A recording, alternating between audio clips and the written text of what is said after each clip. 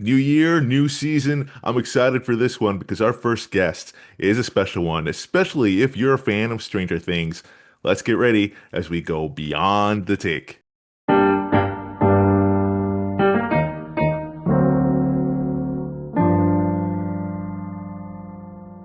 Ladies and gentlemen, welcome to a brand new season of Beyond the Take. It is me, your actor, producer, and host of the show, Marc Chouen. I am joined by a very special guest today. It's actually the first time in this podcast where I have not met this person in person, but we've been following each other on Instagram for quite a while now. And I think it's the time's only right to have him on. Hence, with Stranger Things just wrapping up. Ladies and gentlemen, give it up for Sherman Augustus. Hey, how you doing? You good? Good, man. Good. Awesome, awesome. This is a trip for me, man. I feel like we've been following each other for a bit now, Yeah, yeah. and I've been seeing what you're doing, and you're absolutely crushing it. Obviously.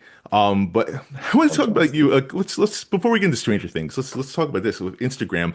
Um, is this the first time for you too, talking with someone that you've been following, or like how you building relationships this way to yourself? Like, let's talk about that. I prefer that because what happens is, we end up having these conversations like we've been friends forever. And so that's important for me, to build relationships. Sure, it's cool to like just jump on with folks and mix it up and all that kind of stuff. But when you're friends with someone and you have these conversations, it's more relaxed. It's more of a conversation. Yeah, We're just hanging out. You know exactly. what I mean? We're just hanging out. So it's just another day at the cigar lounge, man. You know. I wish we'd be doing this at a cigar lounge, I actually. know, I know, I know, I know, I know. A couple of Monte Cristos or some Julio de Monterey, something. Oh, hell yes. Oh, that sounds delightful. Yeah, You're right, yeah, just talking about Joshua Tree beforehand and yes, whatnot. My God, man, this could be a nice, chill episode. I could feel it already.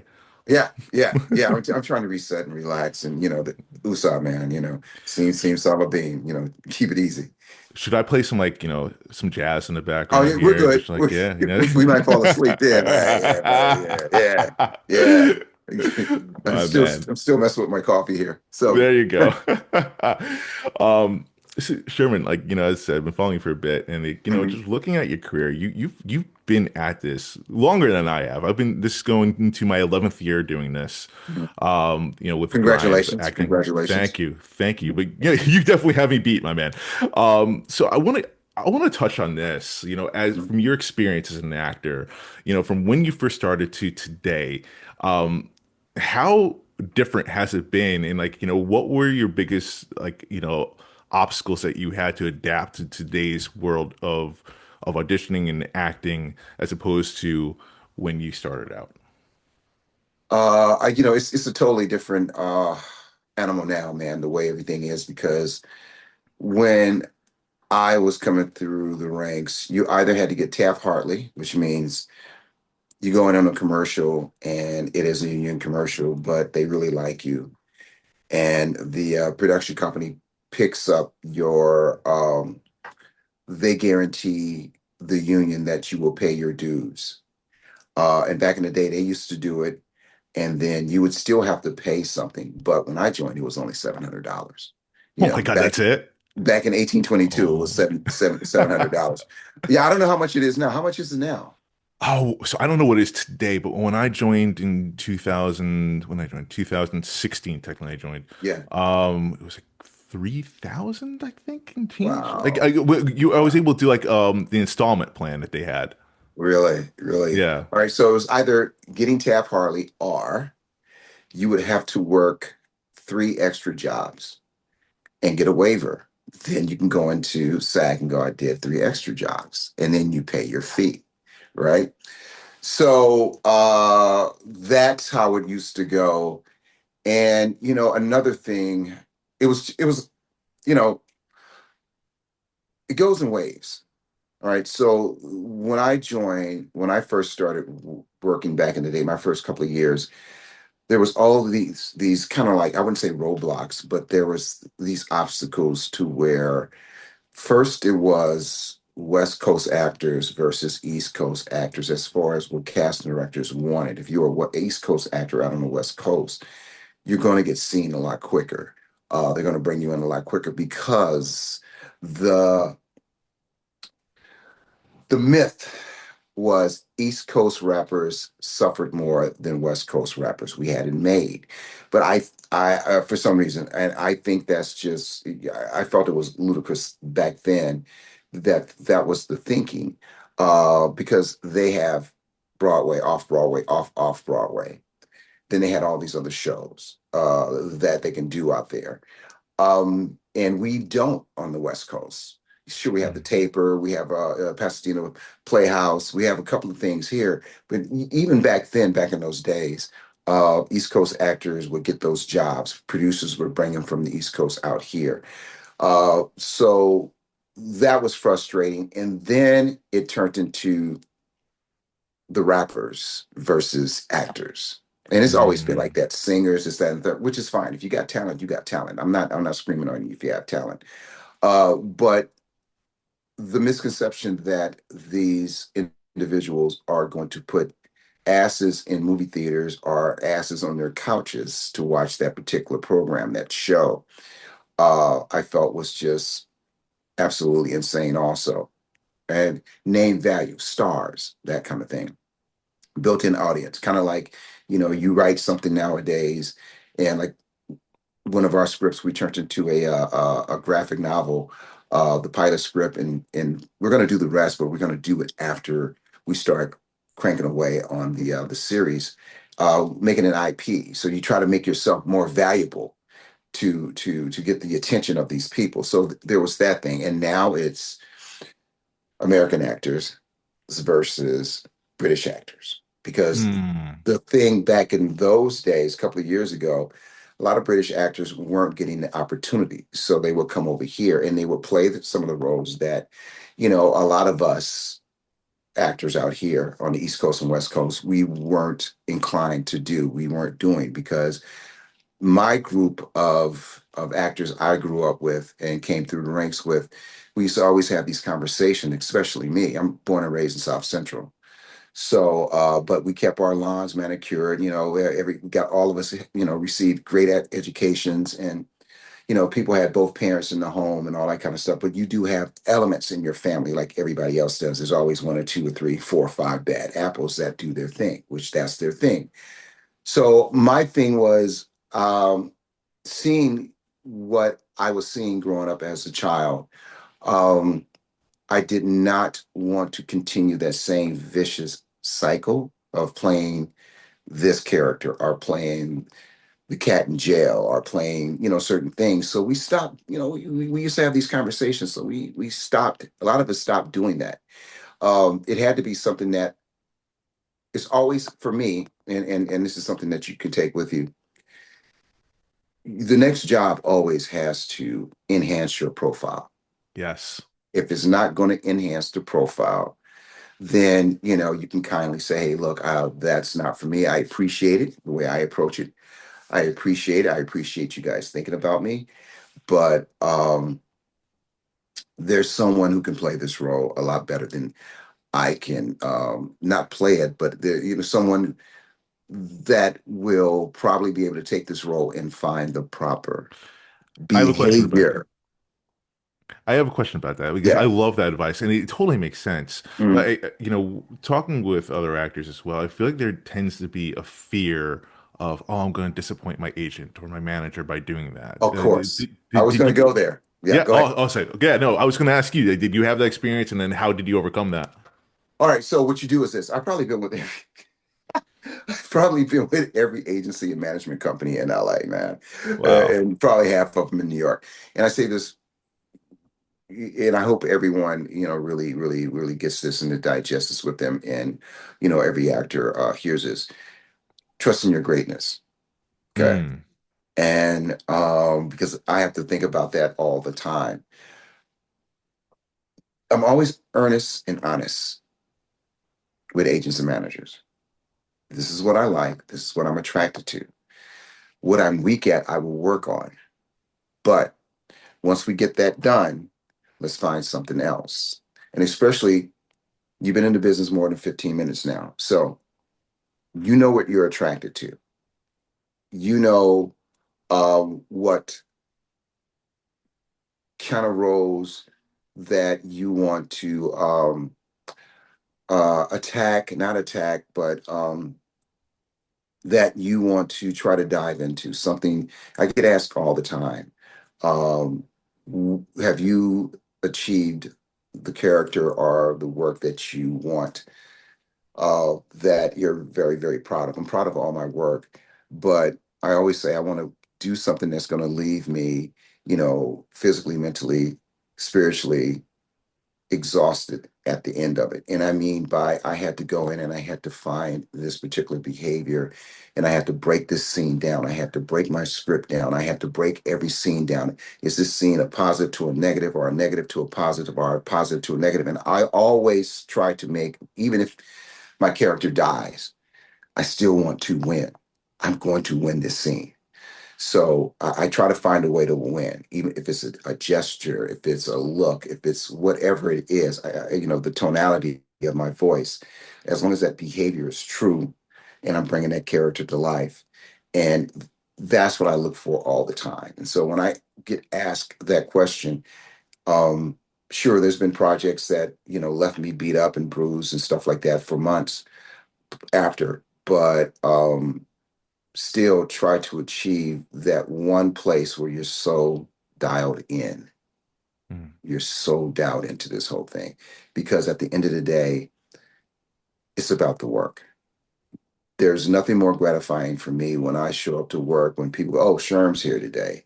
We're gonna get out of here early today or tonight. Or Sherm, we don't want to be here, until 8 in the morning. I got you guys. I got you guys. Because You that people know, don't talk about that because you do have that you feel like that sense of responsibility for the crew as well too. Like you want to be professional. Sometimes, oh my God, with Law and Order for me, it was the last scene of the day. It was after lunch. Everyone wants to go home, So you want to make sure you hit your mark. You be professional. You do your thing. But yeah, I'm exactly. sorry. Yeah. Exactly. No, no, no, no, no, you're good. And so that's what drives me. So just be honest and earnest with agents and managers. And, if it's not a good fit, then, that's fine. I do know that you have other clients. I do know if you pitch me and they're like, and this has happened, it happened recently. It happened 2 years ago or a year ago. I tested for something and they gave it to another actor that's with the same management company. But they should have done that in the first place. If Mm. you knew the character, you wanted to have this character have a certain physicality or a certain age. I understand you want to see, and we have to understand that as actors. Every actor has to understand this. Regardless if you're right for it or not, they want to see you. And sometimes you will bite the bullet because it's a specific casting director, Right. right? Right. Regardless, Absolutely. back in the day, you would go into the room and throw down and everybody in the office get a chance to see you. Now it's put yourself on tape. Right. You're not going to look at 1,600 tapes. I'm sorry. You're going to do exactly what they used to do back in the day. You're going to look at your list, and I'm not trying to be discouraging right now, but and you can't keep talent a secret. Someone is going to see your performance and go, "That's her, that's him." They embodied the character.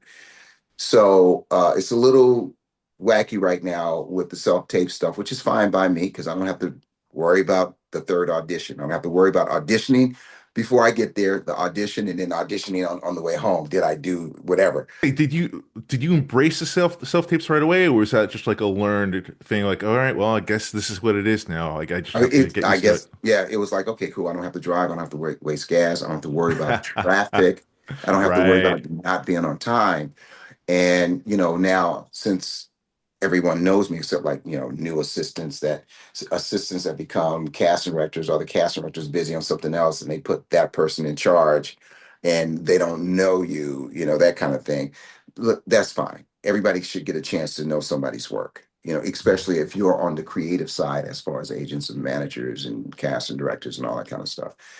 So, you have to pick your battles but always be honest and open with your people so they can get so they can grasp the whole idea so they can say hey listen he's not attracted to that because you have several agents pitching you because people have territories and they know folks this that and the third so um you just have to stay true to yourself you don't get that job, sure, you can be pissed off about it for a minute, but keep it moving. Something else is coming. Yeah. Something that is yours is coming. What's yours is yours.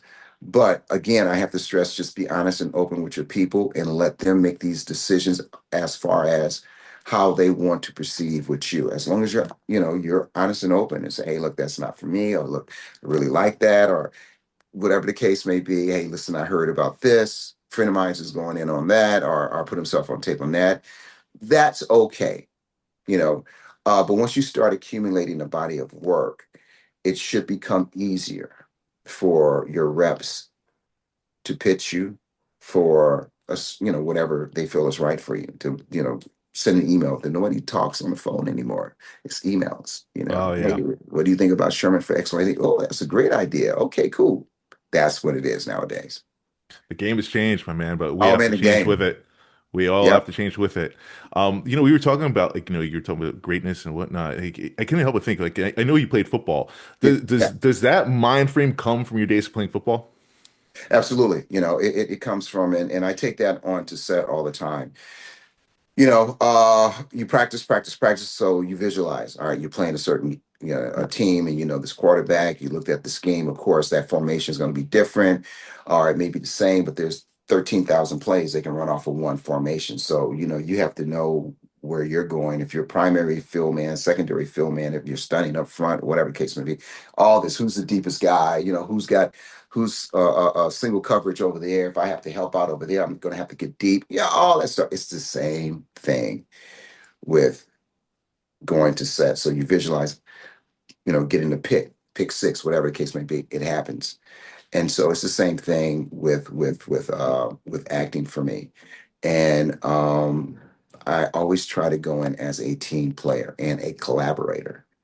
Hell yeah. So no matter what, I'm always talking to the director about that specific scene, and where I'm coming from and where the character's coming from and what I want to achieve. So I find something in my life that I can add on to that behavior, and I will talk to the director. And if the director doesn't see me going in that direction because I'm thinking I'm doing all this other stuff, um, then we'll have a conversation to get me back on track. But that hasn't happened in years. So when I go and talk to the director and we add on to that idea, it becomes our idea, and it Mhm. becomes that great collaboration. That's what I look for. So again, it's the team thing. It is always, it's not the individual. Right. Right. And It's it's the amazing. team I feel thing. like you probably have this experience too. You always could come across one person on set or wherever and be like, you never played team sports, did you? You could tell I, like you know, right I away. was going to try to stay away from the negative side of the whole thing, but there's a lot of actors out there like that you just sit back and go, wow, I can't believe this person has a career, be it like that. Come on, man, stop. You know, Right. You kind of want to shake them, like, come on, man. It's like, come on. and especially if they've been around for a while. I had that experience happen to me a year ago working on this film and with two actors that I admire, and I just sat back and marveled at just them being knuckleheads. That's gotta be disappointing then. Like, you It said these it it actors you it admire. was it was disappointing, and I'm just like, wow, you're worth all that money, and you're Hmm. doing what you're doing to these people Yeah. who work hard every day, and then you come on the set and you're treating people like they're trash, and I'm like, man, this is awful. This is Right. awful. And like luckily, like, I feel like with my experience, I experience more good than bad. I definitely have seen certain cases like that. Like, some I'm not gonna mention names, but like, I Oh yeah, definitely saw someone that I God bless admired and them. respected their work and whatnot, and they just seemed to act like a complete buffoon on set. And it was just like a little disheartening. But you just so many other people you just see that like, they act like the quarterback, on a very successful team, on a championship team. Like they're number one in the call sheet. They handle it responsibly really well, and you just see the trickle down effect of all of that. Exactly, exactly. And there's people that you admire and you're working with, and you watch the process, and that's what every actor needs to do. Every up and coming actor, if you get a chance to watch someone who is a quote unquote star in their process before action, then that's the best training ground right there. Stay in class, do a lot of reading, read a lot of books, get your hands on some plays and to read those and scripts, read graphic novels, just do whatever you want to do.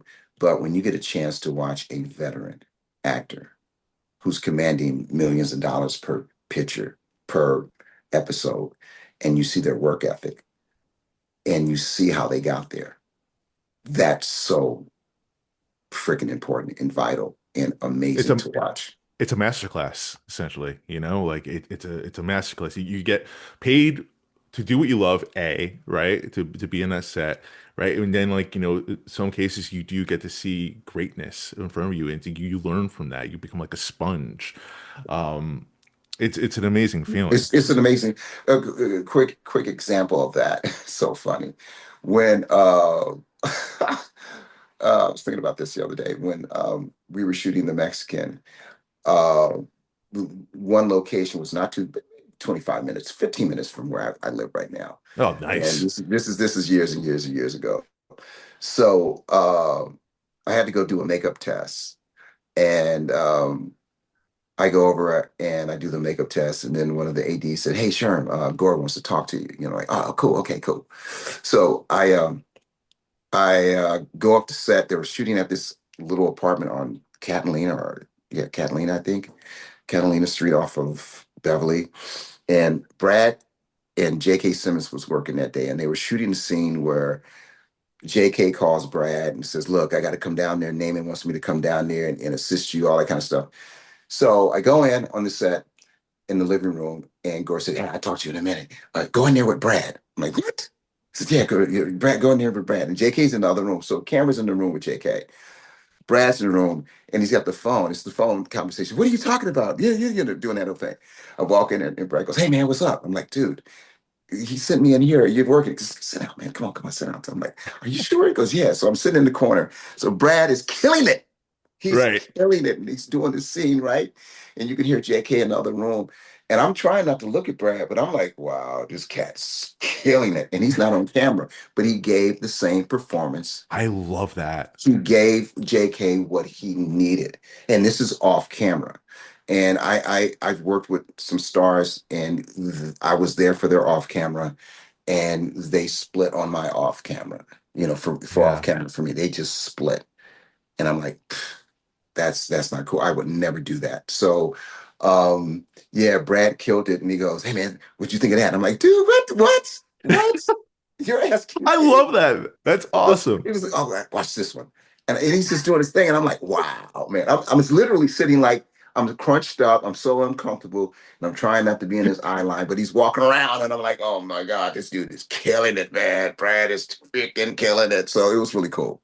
It's really cool here because especially with Brad Pitt, I feel like he never really got his flowers for like how good he really is until like I feel like recently, Yeah, like like the absolute pro. Because I feel like if you were to look at him, especially back then, like oh this pretty boy, blah blah blah. I'm sure he's like all about him, yeah. yada yada, and like that's proof right there. Brad today, what we're seeing now, where he's finally getting his flowers, was always the case. Keanu's the same way. I did a reading with him, and he was just the sweetest guy, man. And he is exactly who he is, you know. And I just feel the more honest we are as actors in our personal and daily lives, you're going to be that guy in front of the camera. Yeah, yeah. That sums it up right there for me. The success shouldn't change you, man. You should always Exactly. stay true to be grounded, stay true to your roots. Sometimes you see people sway a different way, and maybe that's who they really were the whole time. Who knows? God bless them. Wish them the Yeah. best. But we can only focus being the best version of ourselves on and off set. Exactly. Um, Exactly. but I want to switch gears here, man. Like, Yep. you're talking about sports, talking about greatness and whatnot.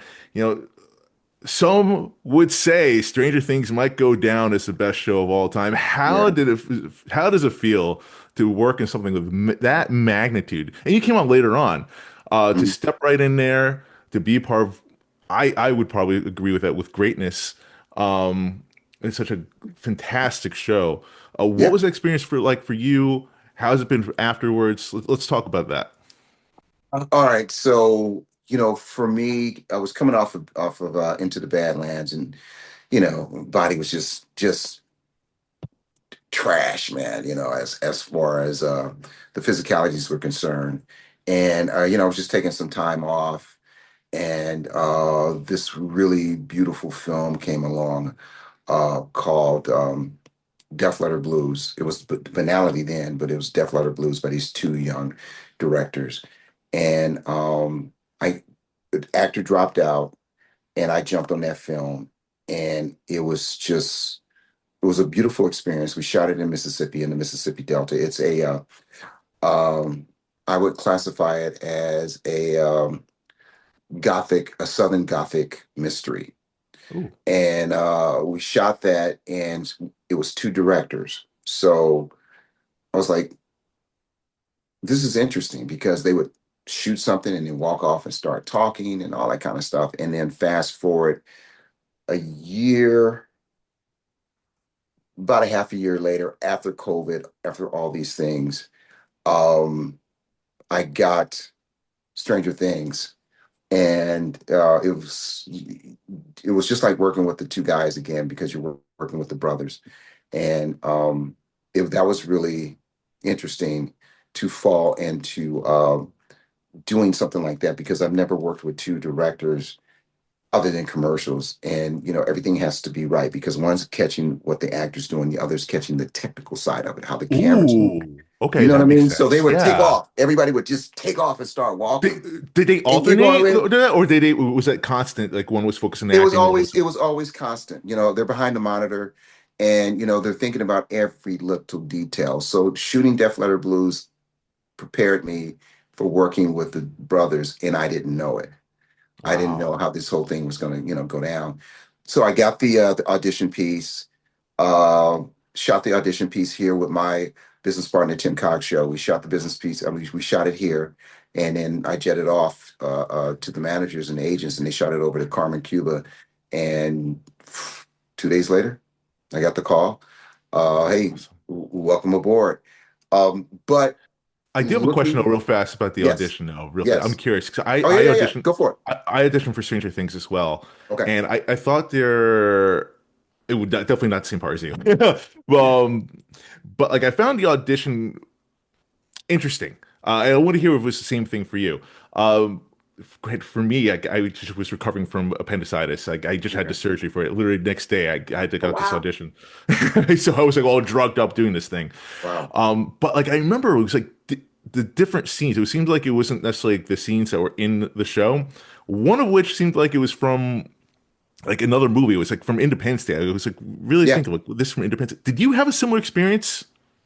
No, but if, I've not on that show, but on other shows, yes. Okay, because I know And Stranger Things sometimes you very would. top secret. It's very top secret. Yeah.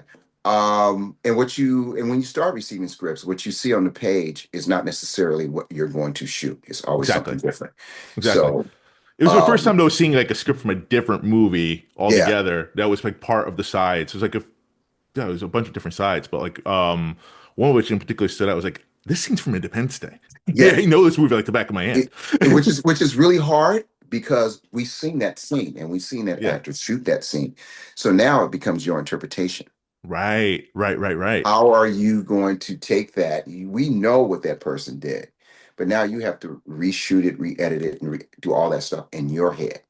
And this is Mhm. what I mean by finding the behavior of that Yeah, character. So you find what's personal to you, your attachment. So you can do it totally different from what we saw. Totally, totally different. Make those moments different moments, yeah. No, different yeah, beats. And so that goes back to breaking down, you get the scene and you go positive to negative, negative to positive. Oh, okay. You know what? I'm gonna make this a win-win. And that's when, people who are watching the tape go, wow, he killed it. She brought a different, element to it. It was when she said da da da, because in the film they said da da da, but they said it a different way. right. And it's so easy for something like that to get caught in the trap of imitation rather Yep, than bring your yep, own. Yeah, yep, no, for yep, sure, for sure. Totally yep, understand that. yep. Yeah, I don't, I can't even remember what I did because again, I was like on pain meds doing this thing, so I have no clue what I did. But it was also a long time ago. Yeah, I But seen a friend of mine. They wanted to do. a remake of the Tony Montana scene when he's got the piles of coke when we know Soldier's going to come and before Gina comes in the room and all that, and they're doing stuff. And my buddy, he chopped it up and he just looked at it and just looked at it and just looked at it and he went to go do it and he's but he's throwing this whole thing, this whole monologue in his head about this Right. whole situation.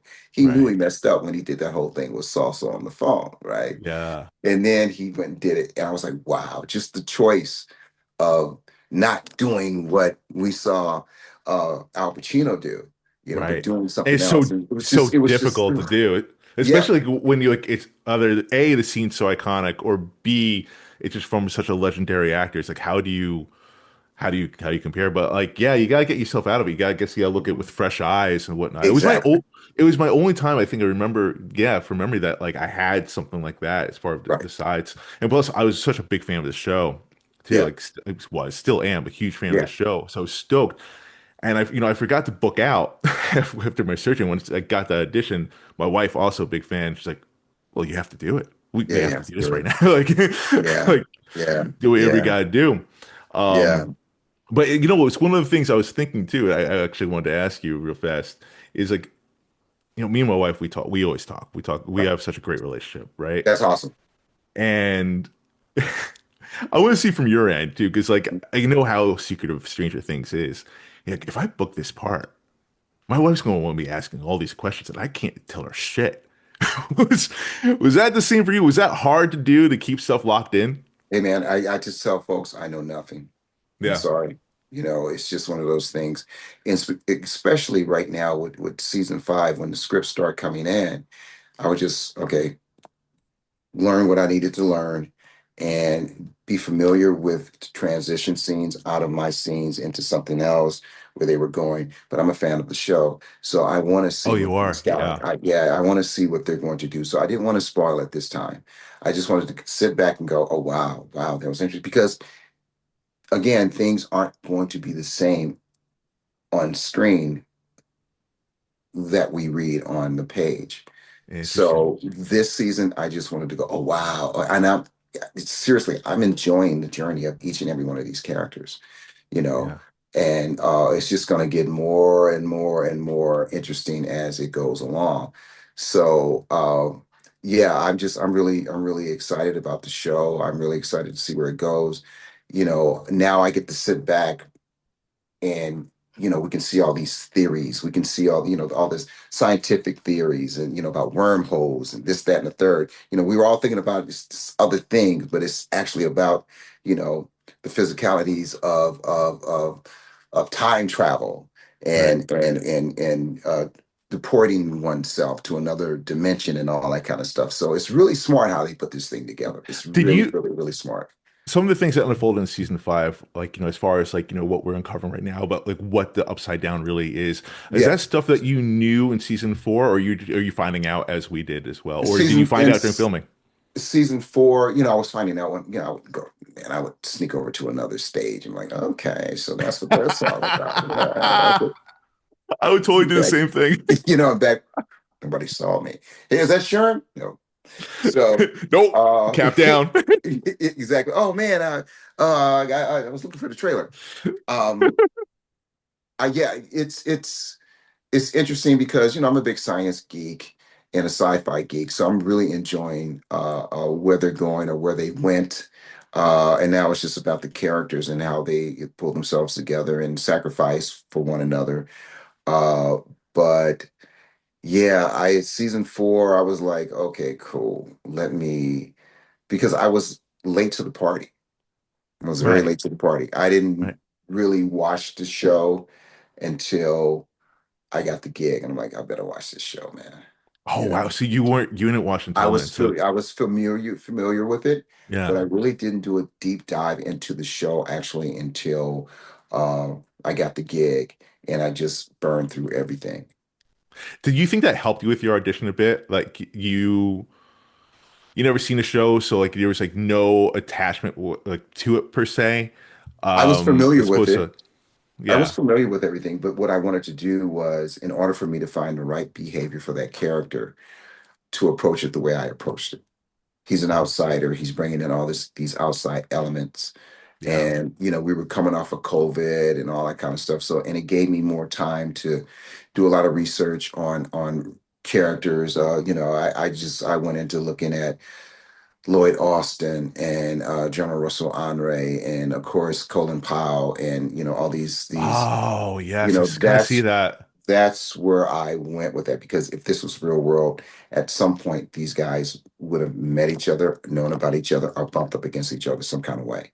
They would have known something about each other. And then I even went back to like the first cadet that graduated from West Point, and all these guys. I was just learning about these guys because I wanted to do them honor. And what really, one really factor that I value a lot is when people on set would ask me what branch of the military I served in. I'm like, I can't even take orders for myself, let alone, be in the military. So, yeah, never. But again, sports. Yeah, yes. It all Everything comes about back down to that. sports. Yeah, yeah. So, I just wanted to build the best character ever, or the best behavior for that character ever, just to meld into that universe and do the job properly. And I will have to say, man, like, you definitely let that screen time, you made the use of it, man. Oh, thanks, man. Anytime you step on a screen, like I feel like Stephen A. Smith is going in my head, oh, he's a bad man. Yeah, yeah, yeah. Exactly, exactly, exactly. And I'm really proud that people love to hate that character, which means the work and the research was very well valued. It Yeah. wasn't a waste of my time. And so that's what I like to tell actors too. When you do something that's very good, that resonates with folks, you did your job. And so it's like getting your black belt. It doesn't stop there. You got to keep going. Yes. You got to get the next stripe and the next stripe, and then you get your second, third, fourth dan, and now all of a sudden, now you get that grand master, or whatever the case may be, whatever disciplines you practice. So that's what it is. It's about doing the work and achieving something, and then doing more work, Yeah. adding on The top of work the that. work never stops. The It just work never never stops. stops. It never Yeah. stops. Never. Uh, you were a part of some like really cool epic scenes, I have to say, between both season 4 and season 5. Was there a scene of yours that was a favorite that stood out the most? I was like, oh man, this is some cool ass Okay. shit right now. Season 4, it was the scene with Paul Reiser.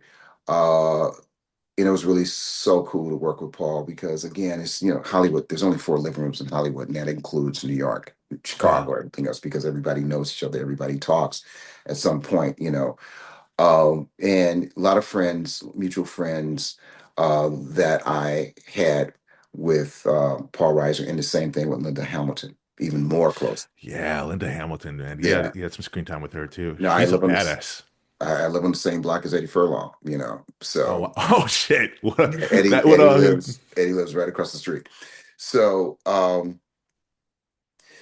uh phew, man, that the scene with me and Paul Reiser, Sean Levy was directing that. And mm, let me see, I had worked with Sean on another scene in that block, and then I had to do that scene, and that was the audition scene. I mean, the massive, dialogue in that, which I love.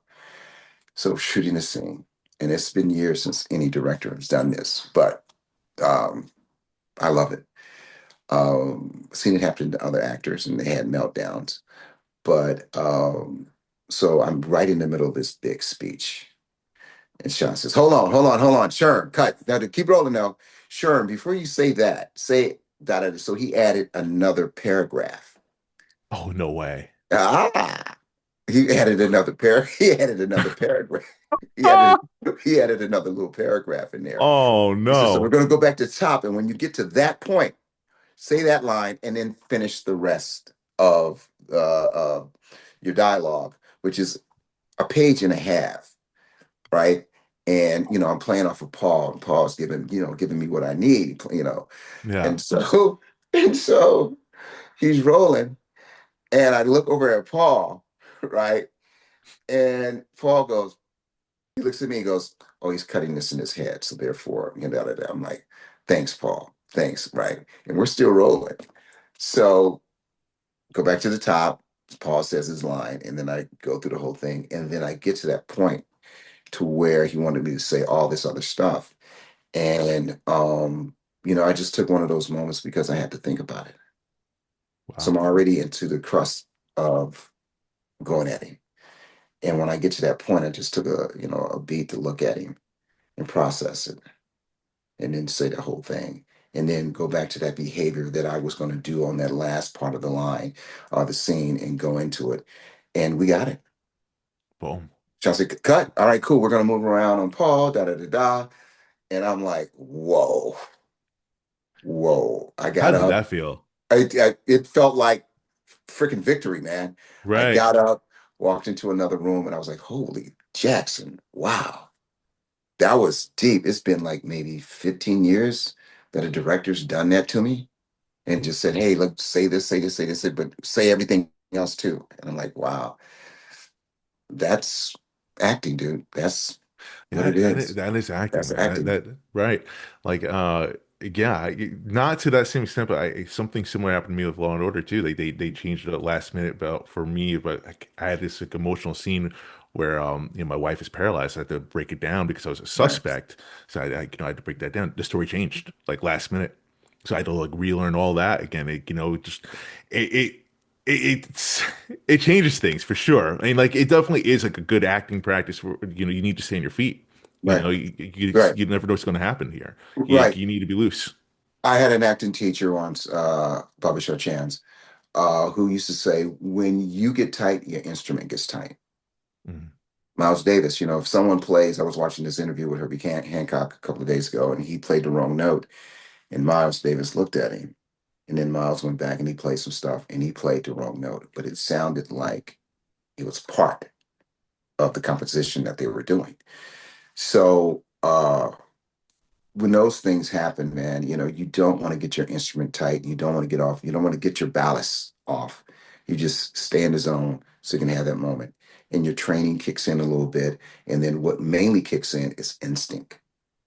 Yeah, I mean, again, I hate to go back to it with sports, but like it all ties together with that because Yeah, like, a play doesn't necessarily go as designed, right? But you have to be loose. All right, so you have to now rely on your instincts. So yeah, what go next? With what the play yeah, is given in front of you, what the player is doing exactly. in front of you. Exactly. So what I did after playing ball, I did it for 5 years. I got involved with a, I did improv theater, like the Improv's the Groundlings and best. all that. Improv theater for five I had a years. feeling you did it. I had a feeling. I Oh, didn't yeah. necessarily know for sure. Oh yeah, because when you work with certain actors that let whatever is happening in that scene and they let whatever flies from their cerebral cortex and they let it fly, you got to be there. I'd rather be the guy that's doing the flying then okay, I have to adjust because there is no no's in improv. It's Oh you keep yes. yes, you're right. Yes, you're right. I do fly around like Tinkerbell, at night. And guess what? I'm going to visit your house tonight and I'm going to knock your teeth out. That whole thing. Oh, now I So have that vision of you as Tinkerbell flying. Yes, exactly. thank I you was for I was that. thinking about when The Rock played that character. So Oh yes. I'm just, I'm trying to, I'm just trying to, put these things on top of each other. So improv theater for five years. There were some plays that from New York that came out. There was one called The Bullpen that I did with some incredible actors. And we killed it. And the playwright was like, I should have had you guys in New York because you guys killed it. That's a We big did that. compliment. Yeah, we did it. We did it at the Tamlin Theater here in LA.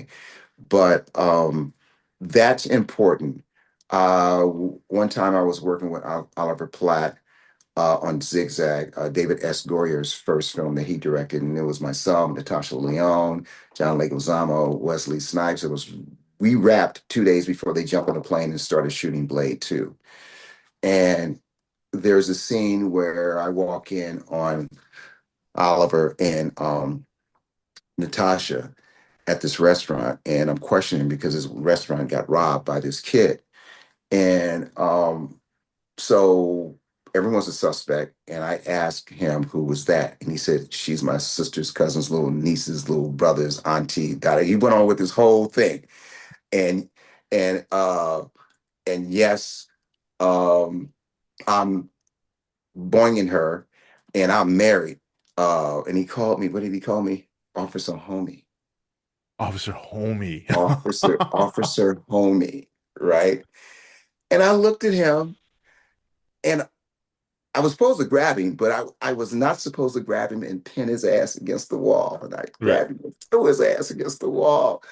And I said something about I called him Mr. MFer. And it was something else I said, but it was really funny because I had to come back at him. And I said, you're the poster boy for the prevention of inbreeding. Good line. So Is what I just you came up with that. yes, That's yes, awesome. yes. That's And awesome. so cut, everybody falls out. He's cracking up, but I'm like, dude, I'm cracking up because you called me Sherlock Homie. Sherlock That was Homie. Sherlock Homie. I'm like, what? Sherlock Homie? Okay. Yeah, he called me Sherlock Homie. So, and he did all these other ad libs. I'm like, that's not in the script. That's not, oh, we're going to play. This is so cool. This is so cool. That's fun. That's the fun of it, man. When you Yes, get to yes. play. Yeah, yeah, it's just a great tennis match. It's like I form it up like that. It was just a great tennis match. So I look for those things. So when you're working with Oliver or a Nick Frost, Nick Frost. One time I entered the Badlands, he blew me a kiss. He did something, and I'm in this dead ass scene with him, and we're doing this thing, and somebody else has dialogue, and I look over at Nick, and Nick just blows me this kiss, and it's so hard not to break Right. when you're working, and Right. they're dead serious, but these Right. people are just like they're who they are, and they bring a certain element of surprise to the table. And even if you think you're prepared for it, you're not, because they know that you're waiting for them to do something, and they'll do it on the ass end of what you thought it was going to be. And you have to be in that moment and then just wait until it's over and then, have your chuckles. But yeah, we would try to That's break each other. that's one of the things about acting people don't talk about enough. Like, like the skill it takes not to break. Because it can be easy to do. My first experience ever acting like was on stage. I was just a teenager, and one of the main actors I was working with, I had scenes with. He's known to go off script. He's known to improvise quite a bit, and he loved to make people break. So they gave me a heads up about that. So I just did. I feel like my first experience, really, like in the world of acting, was that of like Yeah, learning not to break. yeah, And I feel like I've been challenged different times in theater as far as like, all right, you say you can't break, I'm gonna try to break you. Never yeah. broke. Oh, Never broke. and you know this from doing stage. Yeah. There's a pretend chicken in the oven, but you're on stage and you smell some really cool rotisserie chicken. And you go to the oven because you go, look, there's a real chicken in there. And you Mhm. go, what? Okay, all right. So that's who put the real chicken in there. Well, it's what it is. It's what it is. Right. I've had scenes where I was just talking to Michelle Stafford a couple of days ago, and we were talking to her mother, and we were talking about the scene that we did. We did a scene in class from it was oh dude, I can't even think. The Last Seduction. Oh, It okay. was The Last Seduction when Peter Berg is talking all this stuff to Linda Ferrantino about his horse-like quality, right? So Mhm. before the scene, Michelle was like, you know what? I don't think it's appropriate for me to, reach into your pants, this, that, and the third. I'm like, listen, and I know Michelle, and I've worked with her before on a whole bunch of things. And so I'm like, okay, Michelle, that's fine. I understand that. I respect that. And thank you for respecting me. Right. So she keeps saying that the scene was dead, but the scene was not dead. The scene was perfect because we have to do this dialogue back and forth. It would have been perfect if it was, yeah, we were shooting it on camera because you can cut it up and you can cut the speed up. But, we're in the moment and we're having Yeah. this moment. So we get to that point to where I can see she was trying to push it. So I'm pushing back a little bit. And just like we were doing it, we were shooting the scene on camera, And so I said the line, and she said, "Well, let's see." And then she she did it, and I'm Oh like, "Wait a wow. minute, wait." And so um, just being fearless and doing stuff like that and in front of everybody, and it just you go, wow, actors um, are amazing, They are. and once you get out of your way, you get out of your way, and you do what's right for that moment. That's all you look for. Mm, That's what you look for because you're never going to get that moment back again. right. It's just You can't try to recreate moments either. You uh, just gotta be open.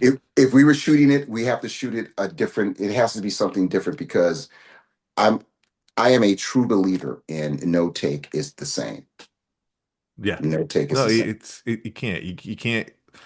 You can't be expected to like capture lightning in a bottle twice in a row. Exactly. You know, Exactly. it's like everything's going to be so different.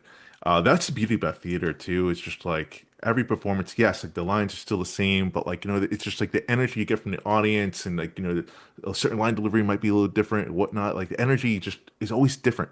Yeah, yeah, And yeah. Especially with stage, you might say something, and somebody in the audience will go, "Oh wow, that was great," and you like, yeah, you don't want to break, because you hear everything, even though you try to, you are tuning everything out, but you're actually you're actually doing what is required at that time. I did this play. I was thinking about this whole thing. We come back after intermission, and we're going through the lobby. We're going through the theater back to stage, and Octavio Octavio Camacho uh, broke character, and he reached over to an audience member. And this is a big theater at the it was at the Variety Arts Center oh wow, downtown, in a very big, gigantic theater. Milt Larson used to own it, and the stage and then the Magic Castle and Disney films, all that stuff. But anyway, he broke character and said, "Where's your purse, bitch?"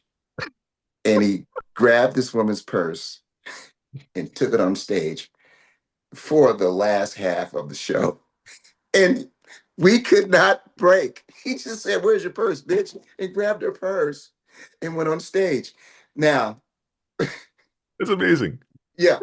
And so we're up there, and they have to break us up, and so we're doing the scene, and he's there with the purse, and he's like looking at he's like looking in the purse and everything, and you hear the woman, "Oh God, he's going in my purse." And he was just going through our purse and everything, put it behind his chair. We shut the thing, curtain closes, and we come out and do the thing, and she comes up, gets her purse. But it was just in the moment. It was one of our last performances, and it was so cool. My It was God, it was so. it's so brave they open the purse too, because you never know what you're going to get in there, especially if you don't know the person. Like, what I is was this taught thing? never to go into a woman's purse. He was looking, he moved Exactly. stuff around, but you don't go. It's just it was just cool, man. And Right. just those moments every time I step on a stage or set, I think of I want to drive home or get back home and be thinking about, wow, that was really cool. You really surprised yourself today. I You love that really, really feeling. surprised yourself. After performance, I feel like, or when you take on a character just in general, I feel like there are things that you learn about yourself that you never knew Exactly. you had in you. And I think that's one of the coolest things. I think that's what hooked me into acting. Yes. Was like that experience. Like, holy shit, that's in me. Yeah. I never knew that. Yeah. Yeah. Yeah. When we were shooting Virus, there was a scene where we were getting ready to get attacked by this biomechanoid, and my character finally starts flipping out. And I was thinking the whole time, how can I flip out? Now I got, not to be name dropping, but Jamie Lee Curtis, Billy Baldwin, Joanna Bakula, Oscar Machocho, and Cliff Curtis was in the scene. Oh wow. And we were all trying to get away from this thing, and we're locked in this room, and we're all going to get turned into these biomechanoids. And my line was, um, "I'm not going to end up like Woods, something, something, something." And I take an M203 grenade launcher and I blow a hole in the wall. And It's badass. Yeah, and Marshall Bell, who played Woods, is he's already dead, but I was using him as my mule. And I'll tell you why on that. The character is using him to carry his shit from the other ship, right? And so I blow a hole in the wall, and the line was, I just ad-libbed this line, Woods is dead, and I don't have anybody to carry my shit. And I looked at them and I said, who's gonna carry my shit? Who's going to carry my shit? And so I run out the hole and I'm running down the hallway on the stage and I'm going, who's going to carry my shit? Who's going to carry my shit? Right. And Cliff goes, because all this whole time Donald Sutherland's going, you're crazy. You're out of your mind. You're nuts. And I run out and I'm saying that line and it goes quiet. And the camera goes on Cliff and Cliff goes, he's going loco. Right. Right. Funniest part. So that was interesting. But Ken Olin told me years before that, and this is something that all actors should remember. If your character gets bogged down with a bunch of stuff that you have to carry around, right? Because if it's supposed to be heavy, they will put heavy. You know this. They will put some heavy stuff in there so you don't have to Yeah, act, right. right? Makes it And one less thing you have to worry about. it might be a week that you have to do this in the scene because you're shooting that scene or a couple of scenes, or it might be months. In this case, it was going to be weeks. Mm. So my character makes Marshall Bell's character carry all this shit. And so all these guns and all these things in his bag. And Marshall, I was like, make it heavier today for Marshall, right? So I went into the scene, I put the bag down, and I'm always acting like the bag is heavy. Right. And the bag was heavy this time. And I put the bag down. And so I'm loading him up. We find the weapons locker, and I'm loading him up with all these guns. And he has to put all this on, all this stuff, all this stuff, all this stuff. And I tell him to get the green bag. And he picks up the green bag. And it was no joke. We're walking out, we come out the door, and he goes, damn, Richie, I can't carry all this stuff. This is bad for my latissimus, right? Not in the script. And Yeah, he that's drops the just bag and the bag goes kadunk. So that was a cut and everybody started cracking up. But he didn't have to act at all. He had to show up and carry that bag and carry like four um AK-47s on his back and ammo crates. oof. No, yeah. So Oof. it was really cool. It was really cool to watch that. But yeah, that's another little thing. Anytime your character has to carry around a lot of stuff or wear certain things, just make sure that it's comfortable for the performer.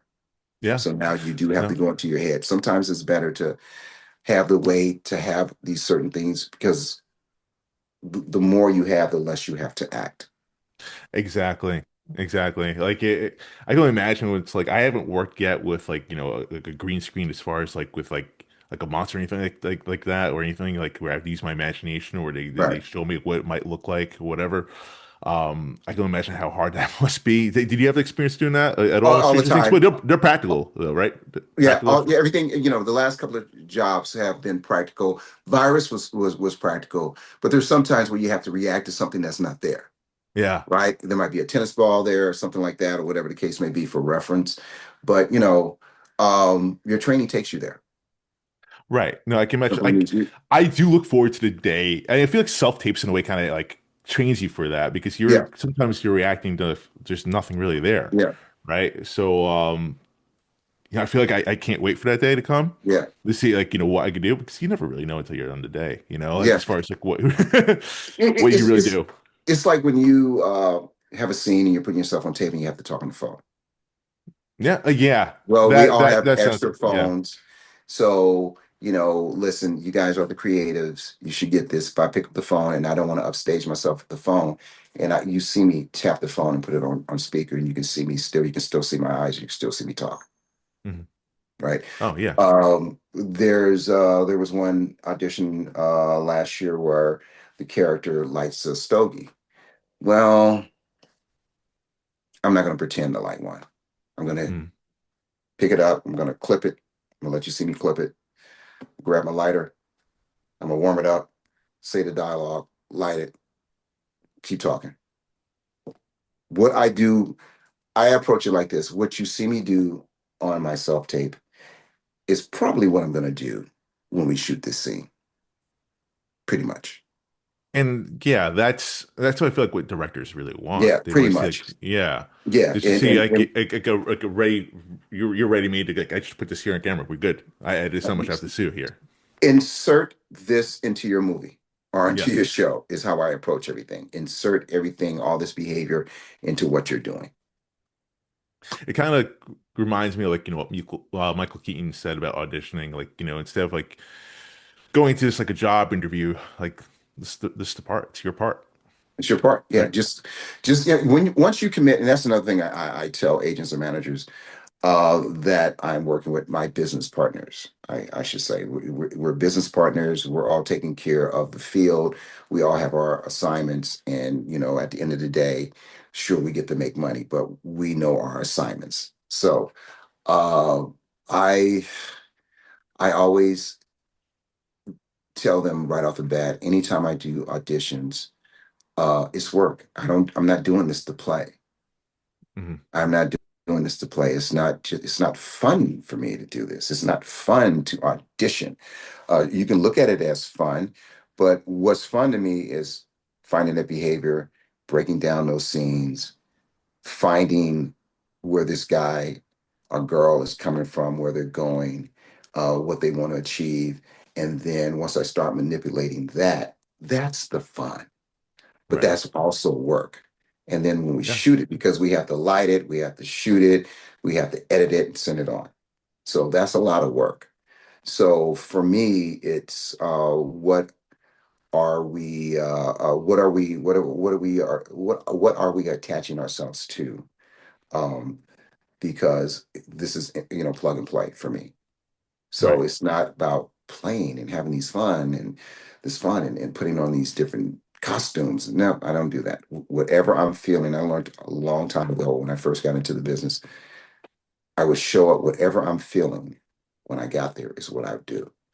Now, if I need to be silly or whatever the case may be, I'll find a nice corner where nobody's looking and I'll do some silly exercises. Stick my finger in my nose, all that kind of stuff. Sherman, you ready? Yeah, you know, and go in. Um, so that it's always good to have those kind of tools in your toolbox. Yeah. So that's another going back to what we talked about driving to auditions, all that kind of stuff. Um, I don't miss that because a lot of times you don't find a safe space to go do that exercise. And I don't like to hear other actors audition. Right. I want to give everybody their space. So I will say to someone, I'm gonna be standing right outside. Right. A lot of times you will show up to some places and nobody in the lobby, nobody over here. Well, I'll go outside. Oh man, I gotta go put some more money in the meter. I'll be back. Mm. I'm outside. I'm outside running my lines. I'm outside doing what I need to do. Especially when other actors are in there just talking about the Laker game or something like that. I'm going outside, man. These guys aren't. Right. We're all competing for this thing, and so let's give each other the courtesy. And sure, you don't want to be sitting there like we're competing for a job. Dude, have at it. Yeah. Yeah. Go at it. I just want to do my best. I want you to do your best. And if I don't get the job and somebody else gets the job, at least I went in, did my interpretation, and I did the work. That's what's important. And I learned something about myself. I learned something about the character. I learned how to, again, break down that script, find the beauty in everything, and just have fun with that. And work becomes easier. It just becomes easier and easier. It's funny. As we're talking right now, like I do realize, like, when you're playing sports professionally, there is like a short window, right, of a playing career. Your prime tends to be somewhere in the middle of the career, maybe a little bit Mhm. towards the beginning because you're youthful still. But I feel like Yeah, with acting, it's I feel like as old as you get, because there's no timeline. Like yeah, there's a role for everybody, no matter what age you are. And I do feel like as you get older, we become like a fine wine, right? Like exactly. you're just getting better and better and better. Exactly. Exactly. It is true that, you get older, you get wiser. I was just saying that the other day, and that applies to everything in your life. And, it gets easier at this place when you're playing a certain character and you're coming from a certain place and you get to use the wisdom that you accumulated over the years. That's the beauty of what we do. And that's the reason why I say when you're working with veteran actors who have this thing, and when you watch them and you pick up on just the way they embody the character, how they approach the scene, where they are, how easy it is for them. Because, yeah, they've been doing it a long time, but it's easier for them. You look at I was reading something that Anthony Hopkins said about when he starts learning stuff, he takes out the periods, the commas of this, the that. He learns it. Jeff Daniels said that also about how to break down that scene and to find a specific point to get to for that character. And it's those are the moments that are so beautiful to Yeah, watch and so beautiful to achieve when it's you. It's just how you approach that 100%. character and break him down, man. And you just go in and you just let it fly and try to have a real moment. That's what it's all about. Amen. Amen. And now next for you, you have Lanterns from DC. Lanterns, and that man, wow. Ooh boy. Have you started Sure. filming or That yeah, that's been wrapped. that's been wrapped? That Okay. whole that whole thing, which is interesting, is because it's Chris Mundy and Damon Lindelof. It has this. It's so steeped in realism. It's True Detective. It's in which that it's True Detective. It's Watchmen. It's Leftovers. It's real element stuff with the Lantern lore playing in the background. Okay. So So, it's all right. steeped in it's really, which is going to be interesting to see how this connects to all the other DCU stuff, right? Because there are these real things that are happening with the background of real political stuff going on today, all these things. But there's things that are mentioned from the Superman movie and from other things and other Okay. characters. There's going to be characters from Gotham that they're going to have a conversation about, right? And then, of course, characters that are associated with the Green Lantern lore. But again, it's real world. It's just what you and I are doing right now. It's real world. It doesn't play with all the other stuff. And everything is practical. I Everything, love this. I love everything is this. practical. Everything. So yeah, it's going to be amazing. They're going to kill it, man. They're going to Yeah, kill look, it. look at They're you, going to. man. Like you are in your prime right now. Like two hit shows back to back, bro. Like I'm like, that's you know, I'm lucky. I feel very lucky. I feel that again, going back to being in the moment. We were shooting on a soundstage, but what I understand, they built the same thing out someplace else. I think out in Santa Clarita or someplace else. I grew up here in LA in a craftsman style home. It was built in 1919, right? So 1918, 1919, 1920. A lot of the homes in the area were built. And even though we're in the Midwest, still craftsman homes were the thing back in the day, back in those times.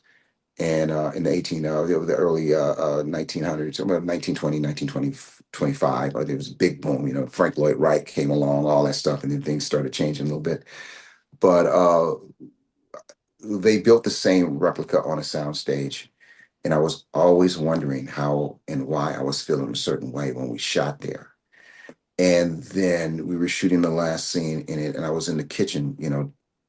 We were Aaron and I would meet in the dining room and exchange. some dialogue. And I remember I was in the kitchen and my eyes just started welling up because I'm looking at the ceramic tiles, the hallway, the wallpaper, everything was almost the same as the house I grew up in. And then it kicked. Dude, this is the reason why you're feeling this way. It's because it's this house. Mm. So right then and there, I found the proper behavior for that exchange on in That's that amazing. moment. That's when you go, wow, okay. The training is there, but it really is at this point instinct. I Yeah. could have missed that. I could have missed those little details. Instead, I start until I started looking at everything and the kitchen faucet and the basin and the porcelain basin. I'm like, wow, these guys really went all out. This crew went all out designing this, and the production design is just so amazing. And this is your house, dude. This is how you grew up. Wow! And then it hit me, and I started my. Now you don't want to cry. You want to, crying is to cry on camera for me is not to cry, to hold it. That's more interesting. That's real. So now I'm trying to bottle this up when I go and do this exchange. And, inside I'm like, oh, this is great, man. This is great. This is what training is all about, man. This is what it's all about. Being in the moment, dude. I'm high-fiving myself in the, the back of my head, like, yeah, yeah. And that's what we want to achieve every time. Yeah. That's those moments, you know. That's amazing, though. That's Yeah. amazing when it all comes together because, like, you obviously your prep, the character, etc., going into it, but then like it's those other things that like really fully Mm, make the moment truly alive. Whether it's the costume, whether it's the set itself, or mhm. whatever. It's just like there's like something that little extra just gives it a little, you know. Yeah, well, Michael Douglas spoke about that when he did Falling Down. He said he was having problems with attaching himself to that character. He got dressed, went into the makeup trailer, the hair trailer, and they cut his hair. And he goes, "I got him. I Or the got him. makeup and hair. Yeah, I got him." yeah. And I was just talking to Jamie Freeman last night, who he's a master barber, and he's the one who styled Jake Conley's hair and did all the wigs and everything. And we were talking about that last night. And I remember one day we were walking the set, and he goes, "Oh, there goes that walk." And I'm like, "Yeah, yeah, the Lieutenant Colonel Jack Sullivan's walk." But what gave me that walk is when they put that hair on my head. And I'm like, Mm, "Oh, I got him now." And then that yeah. walk came. And that's how I develop my characters. I always let that character, and this is something that we didn't speak about. I always let the character evaluate me, Ooh, you need to say that one right? again. Let that one hit again. I always let the character evaluate me. So, in other words, no matter when you get the sides for your audition or whatever the case may be, when I'm reading that, and Jeff Daniels said the same thing in an interview the other day. When you're reading this thing, before you start putting it to memory and informing your mouth in a way so you can say this dialogue that you're going to say, because we're doing someone else's writing. We didn't write it, right? So got to find a behavior, all that stuff. But I let that character, once I read it, I let that character evaluate me. And so that character will ask me, what have you gone through in your life to get me off the page? I'll say that again. What have you gone through in your life to get me off the page with the proper behavior? Then we start talking. I remember this, I remember that, I remember whatever. What we do is the best form of therapy, I feel personally. Preach. I can work this out, whatever. So if I'm quiet, I'm just putting in my little memory bank so I can use this. I can use this later on. So there's certain things that you wish you could, you could have done something to somebody, beat somebody up, or somebody honked at you and hold that, because you're going to have to use that. So what I would question go back to is, you get asked the question and I would say, I remember when XYZ happened, da da da da. And then he would go back to me, all right then, dude. Well, that's what I need when you say XYZ, Scooby Dooby Doo. I need you to remember that. Okay, fine. Going back to when Sean Levy did that, I had worked all that out because me and Jack had these conversations. Yeah. And and it was easy for me to find that place to say, take that moment, think about it, and then finish the whole the rest of the scene. So yeah, there's always a big thing between me and the character. You break it down, you find your positive to negatives, which I spoke about 5,000 times already. But then you go in and you let that character evaluate you, and you have these argue battle with that character, battle with them, because they're going to tell you that's where I need that behavior there. I need you to do it here. I need you to do that there. That's It becomes amazing. easy. It becomes easier. It's so interesting hearing like other actors' processes and it's like because everyone approaches it as much as like there's similar stuff, there's definitely different things that other actors bring in, and no one which way is right whatsoever. But I love that what you brought there to the Whatever table. works for you.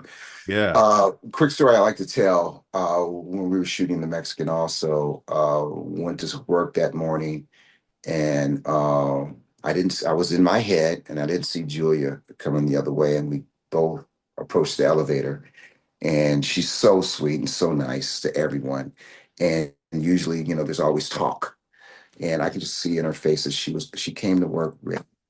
Mm. She came to work ready. So I'm going to respect that. So we get on the elevator, and she said, you know, pointed to herself, I'm in my head right now. I'm like, I'm cool, sis.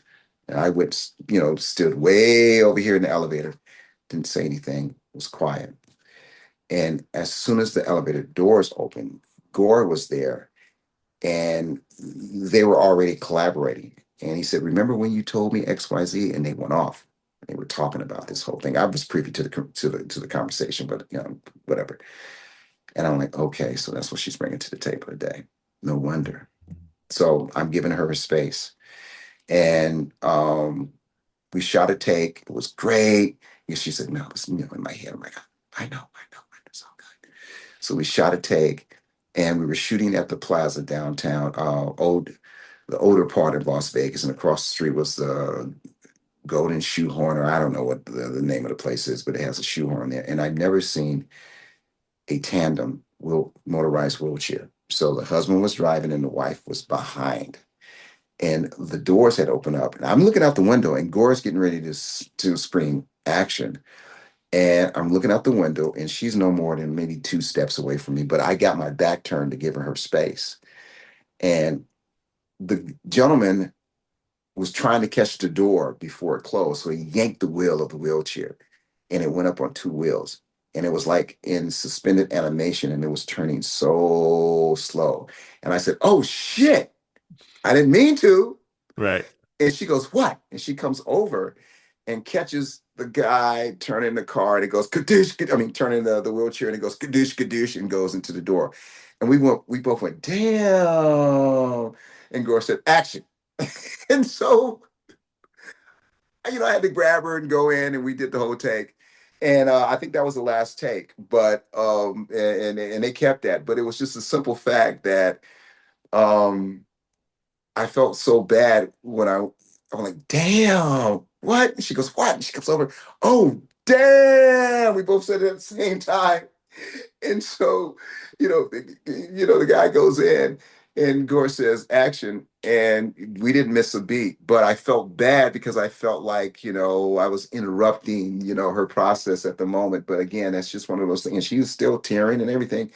And it just goes to show you, when you're in that place, when you finally achieve that place where you have access to certain emotions in that moment, no matter what happens in front of you, you can just do it.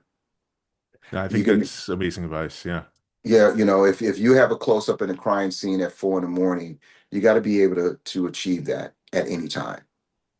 Right. It doesn't matter circumstances, doesn't matter time. And like I feel like with what you said about like the character is interviewing you for the job essentially Yeah, is how you broke it down. yep, What are you gonna bring to the table to get me off the page? Like that's just like I love that yeah, because once you start answering those questions, right, as yourself to the character, man, like you bring some real shit to the table there, and like exactly. it doesn't matter what element is surrounding you, whatever, you're dialed in. Trust Your me. I childhood. mean, you show up, they go, okay, we read this. You prepare something else. You read this. Okay, fine. You give me some time to, you go outside. You do what you got to do, and immediately, just let that guy go. Okay, dude, you got to do this fast. How you gonna get me off the page? What have you gone through? And you start that argument. You're like, shut up. Oh, that's what I need. Okay, well then do it then. On this line, da da da. That's what I need. Don't trip. Just do it. Mhm. Okay. Break this scene down. Do it. Go in there and just and have fun with it. And if you have to look at the page, look at the page. But you know what the hell you need to do because you felt that before. That's what I need. All right, then shut up. No, you shut up. Go in there. I'm seriously, that's what it is. That's the exercise. Again, you have to do something silly, find some place and do some silly shit, do some crazy stuff and go in and do it. Get out of your way. Get out of your way. I think Get that's out of your wonderful way. advice, man. And Sherman, I feel like I could talk to you all day, man. This is our first, again, it's our first time actually having dialogue where we're not just typing, DMing each other or whatever. This has been an amazing conversation. I feel like what's missing is cigar lounge, of course, maybe next time.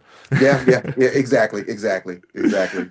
But I am so thankful for your time and like again, congratulations on the success from your role in Stranger Thank you, Things sir. and for Lanterns coming up. When is it coming out? Is it an Not air date sure. yet? They pushed it back, so I'm They not push it sure. back.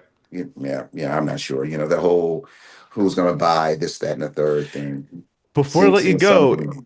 is that playing a factor in your mind as an actor? You have a show that's already You, coming out. it's like when folks acquire other companies, a lot of times they like to bring in their own people, Yeah. and that's from rooter to tutor. So there's some really awesome people over there, man, and I like to see everybody be employed and keep their gigs and all that kind of stuff. I think folks will be safe, and I don't want to get political. I think folks will be safe if the whole Netflix, if they acquire it. I think everybody will be safe. I think other folks will be coming back. There's a lot of folks that want to see Zack Snyder come back and do his interpretation, and label this whole thing dark DC or whatever you want to do.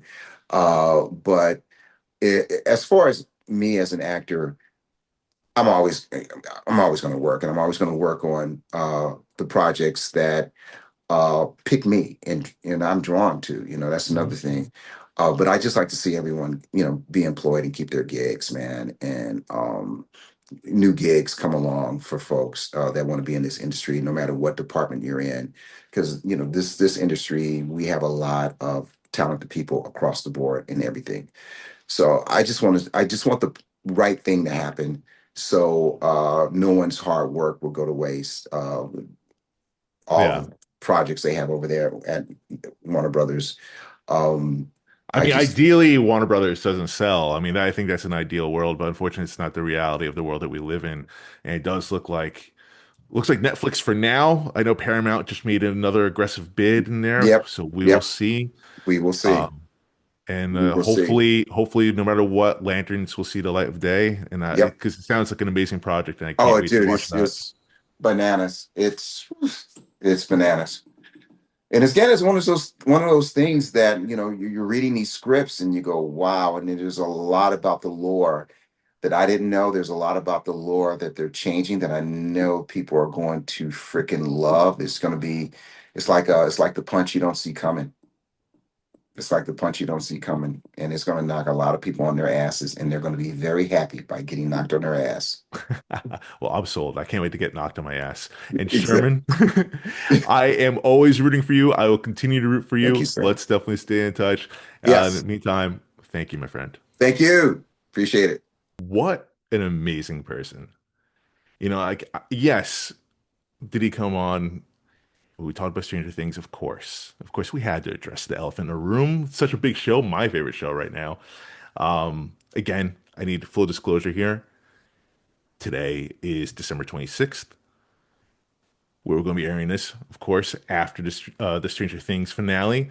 So I didn't want to do any spoilers, didn't want to dive into all of that. Um, but man, oh man, what a cool cat.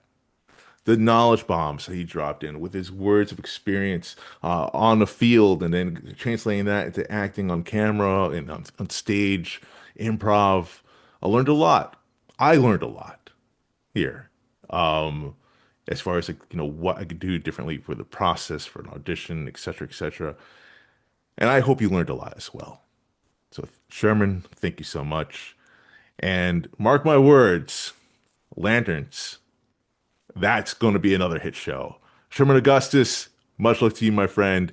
And to everyone else, please give me a follow, like, subscribe to the podcast Beyond the Take Pod on all forms of social media. And myself, you could check me out on yourfavoriteactor.com. I haven't plugged that website in quite a bit, but it still exists. And to everyone, Happy New Year 2026. May you please, for the love of God, be better in 2025. Thank you. Cheers, everyone. Much love.